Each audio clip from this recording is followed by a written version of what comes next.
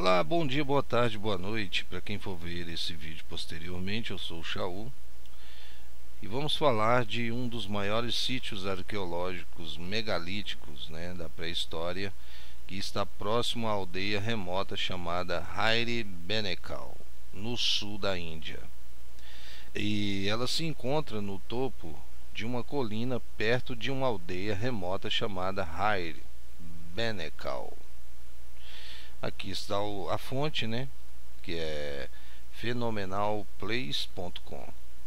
Em busca de estrangeiros na Índia, Aqui foi uma tradução do Google. Você sabe como é que é? A tradução do Google é complicada, para o português de Portugal, Então, em busca de estrangeiros na Índia, ou extraterrestres, O sítio, aqui está a tradução site, mas é sítio pré-histórico mais antigo, leva uma trilha da evidência UFO.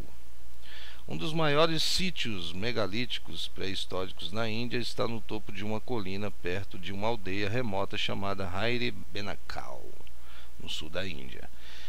Este é um lugar muito misterioso que tem centenas de estranhas estruturas de pedra construídas em cima da colina. Embora os arqueólogos digam que estas são estruturas pré-históricas construídas há cerca de 5.000 anos, as pessoas locais insistem que essas estruturas não foram criadas por seres humanos e foram construídas muito mais cedo. Eles dizem que essas grandes estruturas, cujo número em centenas, foram construídas por uma raça de extraterrestres chamado Moriar, que nos visitou de outro planeta. Os moradores dizem que Moriar tinha apenas 2 pés de altura e era responsável por ensinar aos seres humanos várias artes e ciências. O vídeo eu vou passar logo depois que eu terminar a minha fala aqui. O vídeo já vai na íntegra aí e com a tradução do português de Portugal, tá?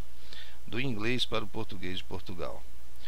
Os locais geralmente não visitam esse sítio devido de desrespeitar os Moriar, mas esse cavalheiro decidiu me ajudar, que é um rapaz que está junto com ele lá, com esse moço aqui, ó. Arqueólogos e historiadores também não visitam esta colina por uma razão diferente. Ursos, este é caca de urso fresco, tá? Que vai mostrar no vídeo lá um cocô de urso fresco. E não tem spray de urso, ou seja, jogar o spray no olho do urso, Spray de pimenta. Ele me diz que há pelo menos 3 dúzias de ursos na colina e devemos voltar o mais rápido possível, mas eu insisto em ficar porque há algo muito misterioso sobre essas estruturas de cogumelos. No caso é esse moço aqui falando, tá? Depois vocês vão ver no vídeo e vai entender. Como essas estruturas foram construídas? Você pode ver como essas rochas foram cortadas em fatias finas. O telhado dessas casas tem quase 12 pés de comprimento, mas apenas 2 centímetros de espessura. Como os homens antigos cortaram essas rochas em fatias finas sem quebrá-las. Incrível, Mesmo hoje, isso não é possível sem ferramentas metálicas, como estes conseguiram levantar essas rochas maciças e equilibrá-las sobre essas fatias como jogar cartas. Como os seres conseguiram levantar essas pedras, pesadas e cortar, E como transportaram milhares dessas rochas de um lugar diferente, por exemplo, As estruturas de pedra maiores são cerca de 8 metros de altura, alto o suficiente para que os seres humanos entrem. A altura, dá para um ser humano entrar. Mas olhem, esses mais pequenos, toda a estrutura tem menos de 2 pés de altura e 2 pés de largura, muito pequeno para que qualquer pessoa se encaixe. Este tem 4 pés de altura, mas a entrada é de apenas 1 metro de diâmetro. Como uma pessoa de tamanho normal pode entrar dentro desse pequeno buraco? E como esses orifícios circulares foram feitos sem ferramentas metálicas, né? Como é o caso aqui. Tá vendo?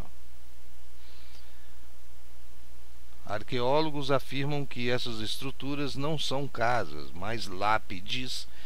Eles dizem que essas pedras foram erguidas sobre pessoas mortas para lembrá-las. No entanto, os relatos de arqueologia também confirmam que eles só podiam encontrar os ossos de animais e nunca foram encontrados ossos humanos nessa área. Se todo esse lugar fosse usado para o enterro, devemos ter encontrado centenas de esqueletos ou pelo menos alguns ossos de humanos, né? Como isso é possível? E ainda mais, o mais importante, eles não encontraram ferramentas metálicas. Se os seres humanos construíram essas estruturas como lápides, por que passaram suas vidas cortando essas rochas com ferramentas de pedras primitivas, por exemplo? A verdade é que os especialistas sabem muito pouco sobre este lugar.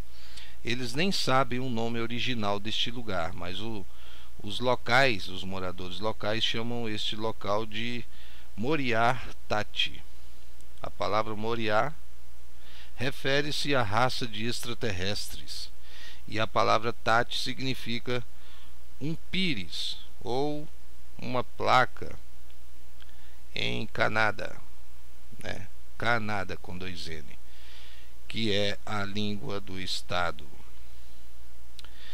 Essas pessoas chamam esse lugar de Moriar Tati, porque afirmam que extraterrestres possuíram aqui, pousaram, né?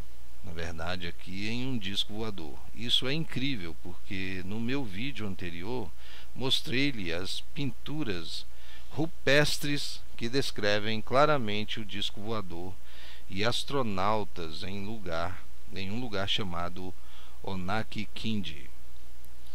Este sítio fica a apenas 15 milhas das pinturas rupestres, ainda mais importante. Os aldeões ao redor das pinturas rupestres também se referem a essa pintura específica como Moriar Tati, que explicitamente nos diz que isso era um disco voador.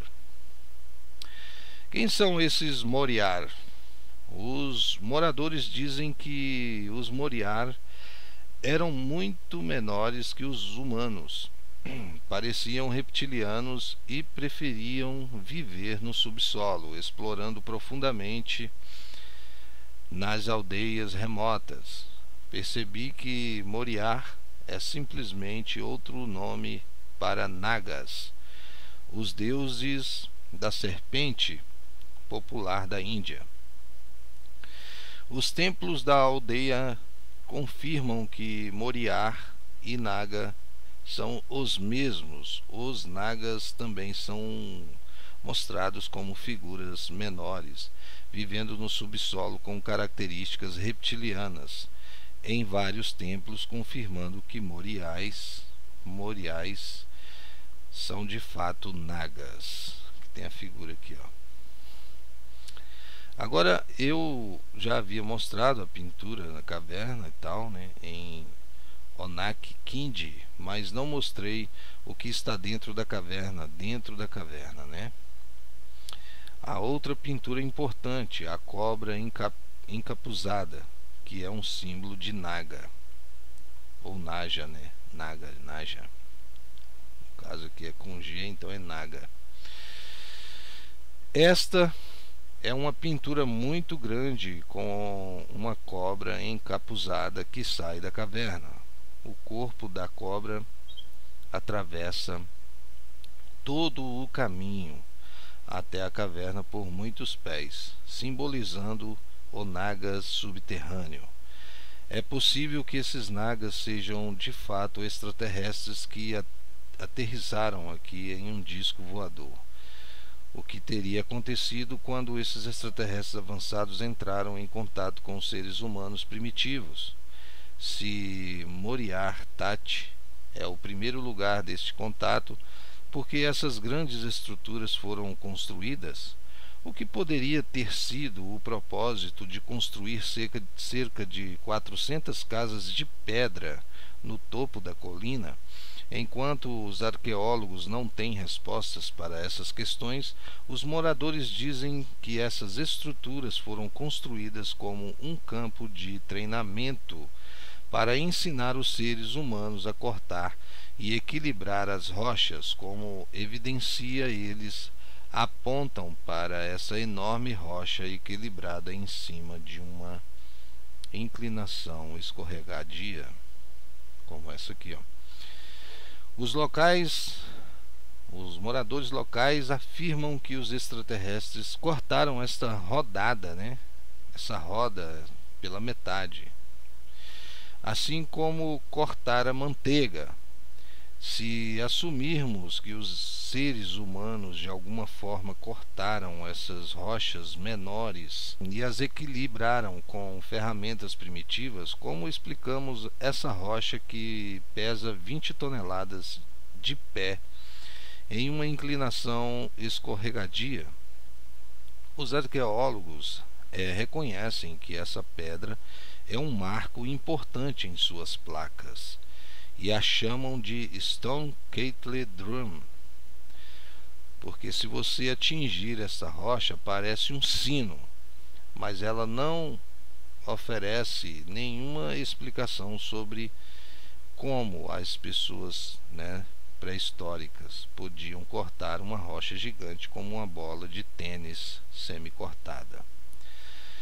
Os moradores locais afirmam que esses alienígenas não só treinaram os seres humanos como cortar pedras, mas também ensinaram várias ciências e artes, e assim começou a civilização humana. Os seres humanos que trabalharam em estreita colaboração com estes extraterrestres tornaram-se um grupo superior entre outros seres humanos.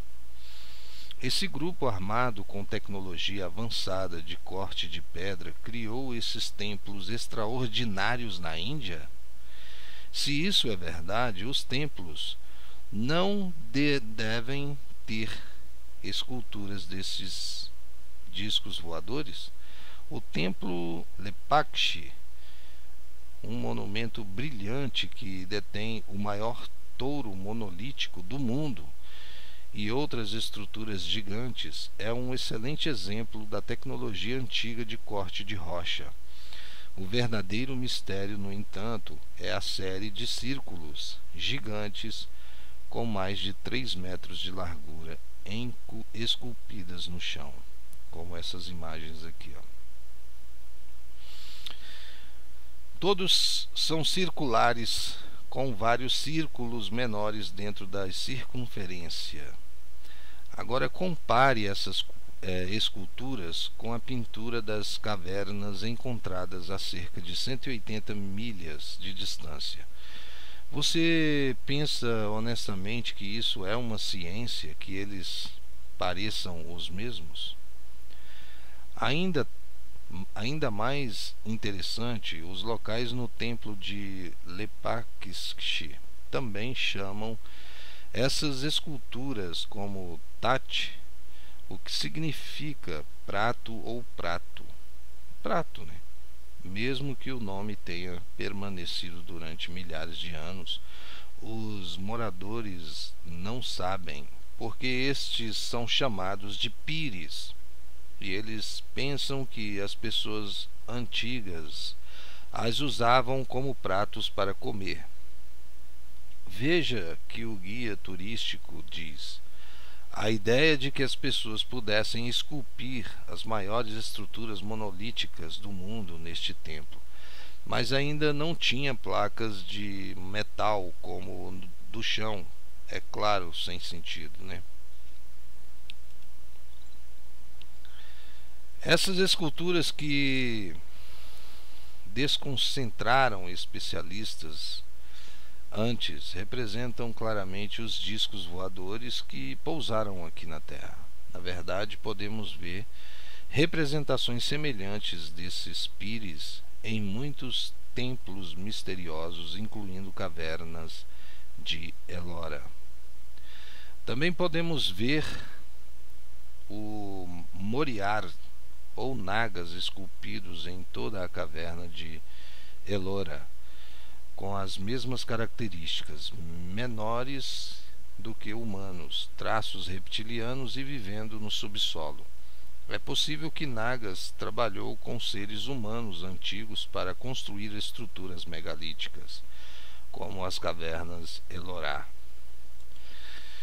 É por isso que os especialistas não conseguem explicar as centenas de túneis subterrâneos nas cavernas Ellora, que são muito pequenos para que os seres humanos entrem.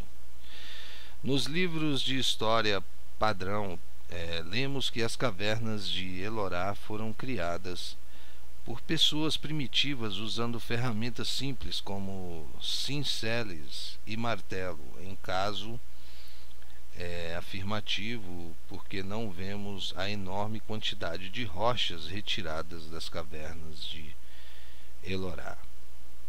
Voltando a Moriarty, que tal essa rocha que é cortada ao meio? Onde está a outra metade? Se este é o lugar onde os extraterrestres ensinaram aos seres humanos como cortar pedras, devemos poder ver mais evidências na mesma região. Então, o que você acha? Nagas vieram em discos voadores e civilizaram os seres humanos primitivos? De outra forma, podemos explicar esta avançada tecnologia de corte de rocha, histórias locais e pinturas rupestres e esculturas de discos voadores? Obrigado, gratidão aí. Então a rocha é essa aqui, ó, que ele fala ali no final. Então é isso aí, meus amados. Os nossos irmãos das estrelas sempre estiveram e sempre vieram aqui, certo?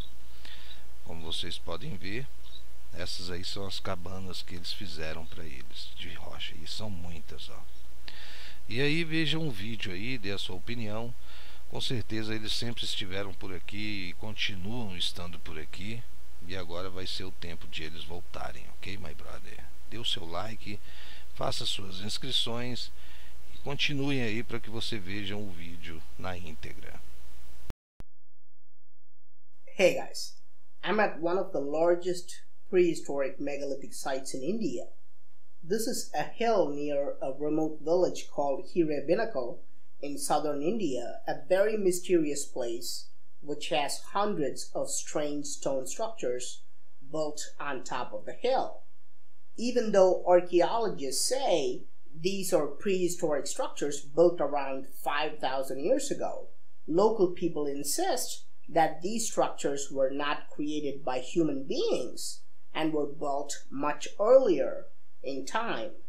They say these huge structures, which number in the hundreds, were built by a race of extraterrestrials called Moriar, who visited us from another planet. Moriar ante meaning eno? Moriar ante small Chikaru. Moriar. Locals say the Moriar were only 2 feet tall and were responsible for teaching human beings various arts and sciences. Locals usually don't visit the site due to fear of disrespecting the Moriar, but this gentleman has decided to help me. Archaeologists and historians also don't visit the site for a different reason. Bears. This is fresh bear poop and I don't have bear spray. He tells me there are at least 3 dozen bears on the hill and we should go back as soon as possible, but I insist on staying because there is something very mysterious about these mushroom-like structures. How are these structures built? You can see how these rocks have been sliced into thin slivers. The roof of these houses are nearly 12 feet long, but only 2 inches thick. How did ancient men slice these rocks into thin slivers without breaking them?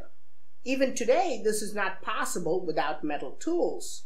How are they able to lift these massive rocks and balance them onto these thin slices like playing cards? And how do they transport thousands of these rocks from a different place? The larger stone structures are about 8 feet tall enough for human beings to enter, but look at these smaller ones. The entire structure is less than 2 feet tall and 2 feet wide, too small for anyone to fit in. This one is 4 feet tall, but the entrance is just 1 foot in diameter. How could a person of normal size get inside this small hole? And how are these circular holes made without metal tools? Archaeologists claim that these structures are not houses, but tombstones. They say these stones were erected on top of dead people to remember them. However, archaeology reports also confirm that they could only find animal bones and no human bones were ever found in this area. If this entire place was used for burial, we should have already found hundreds of skeletons or at least a few human bones. And even more important, they have not found any metal tools. If human beings built these structures as tombstones, why did they spend their lifetimes slicing these rocks with primitive stone tools? The truth is, experts know very little about this place. They don't even know the original name of this place, but locals call it Moryar Thatte. The word Moryar refers to the race of extraterrestrials, and the word Thatte means a saucer or a plate in Kannada, which is the language of the state. These people call this place Moryar Thatte because they claim that extraterrestrials landed here in a flying saucer. This is incredible because in my previous video I showed you the cave paintings clearly depicting the flying saucer and astronauts in a place called Onakekindi. This site is just 15 miles from those cave paintings. And even more important, villagers around the cave paintings also refer to this specific painting as Moryar Thatte, which explicitly tells us that this was a flying saucer. Who are these Moryar? Locals say the Moryar were much smaller than humans, looked reptilian, and preferred to live underground. Exploring deep into remote villages, I realized that Moryar is simply another name for Nagas, the popular snake gods of India. Village temples confirm that Moryar and Naga are the same. The Nagas are also shown as smaller figures living underground with reptilian features in various temples, confirming that Moryars are, in fact, Nagas. Now, I had previously shown you the UFO cave painting at Onakekindi, but have not shown you what's inside the cave. Inside the cave is another important painting, a hooded cobra, which is a symbol of Naga. This is a very huge painting with a hooded cobra coming out of the cave. The body of the cobra goes all the way into the cave for many feet, symbolizing the underground Nagas. Is it possible that these Nagas are, in fact, extraterrestrials who landed here on a flying saucer? What would have happened when these advanced extraterrestrials contacted primitive human beings? If Moryar Thatte is the very first place of this contact, why were these structures built? What could have possibly been the purpose of building nearly 400 stone houses on top of the hill? While archaeologists have no answers for these questions, locals say these structures were built as a training ground to teach human beings how to cut and balance rocks. As evidence, they point to this huge boulder balanced on top of a slippery slope. Locals claim that extraterrestrials sliced this round boulder in half, just like how we cut butter. If we assume that human beings somehow sliced these smaller rocks and balanced them with primitive tools, how do we explain this rock, which weighs nearly 20 tons, standing on a slippery slope? Archaeologists acknowledge that this rock is an important landmark in their plaques and call it Stone Kettle Drum because if you strike this rock, it sounds like a bell. But they don't offer any explanation about how prehistoric people could cut a huge boulder like a half-sliced tennis ball. Locals claim that these aliens not only trained human beings how to cut rocks, but also taught them various sciences and arts, and this is how all human civilization began. Did human beings who worked closely with these extraterrestrials become a superior group among other human beings? Did this group, armed with advanced stone-cutting technology, build these extraordinary temples in India? If this is true, shouldn't the temples also have carvings of these flying saucers? The Leipakshi Temple, a brilliant monument holding the world's largest monolithic bull and other giant structures, is an excellent example of ancient rock-cutting technology. The real mystery, however, is the series of giant circles more than 3 feet wide carved on the ground.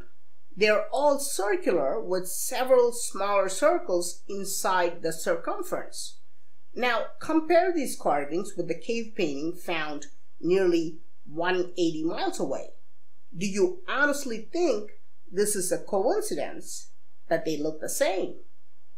Now, even more interesting, the locals in Leipakshi Temple also call these carvings as tate, which means saucer or plate.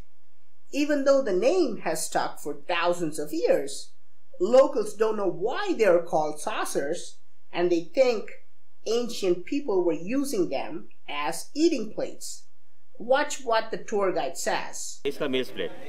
Middle guy nowadays hotel में होता है ना मरी hotel ले चले बॉम्बे plate है वो plate इच्ची 4 curries इस्तार का meals plate model मरी जो बिचारी इकड़ा मोड plate होना है चाला होना है अकड़ा होना है मंटा का लोपला.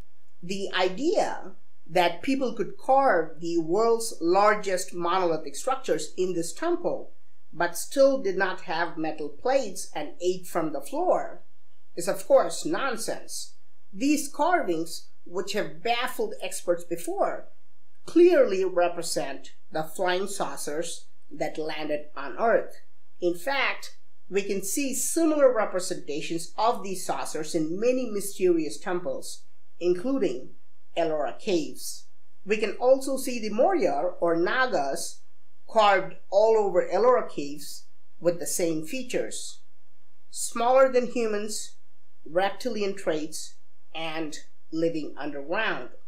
Is it possible that Nagas worked with ancient human beings to build megalithic structures like Ellora Caves? Is this why experts are unable to explain the hundreds of underground tunnels at Ellora Caves, which are too small for human beings to enter? In standard history books, we read that Ellora Caves were created by primitive people using simple tools like chisels and hammers. If so, why do we not see the enormous amount of rocks removed from Ellora Caves?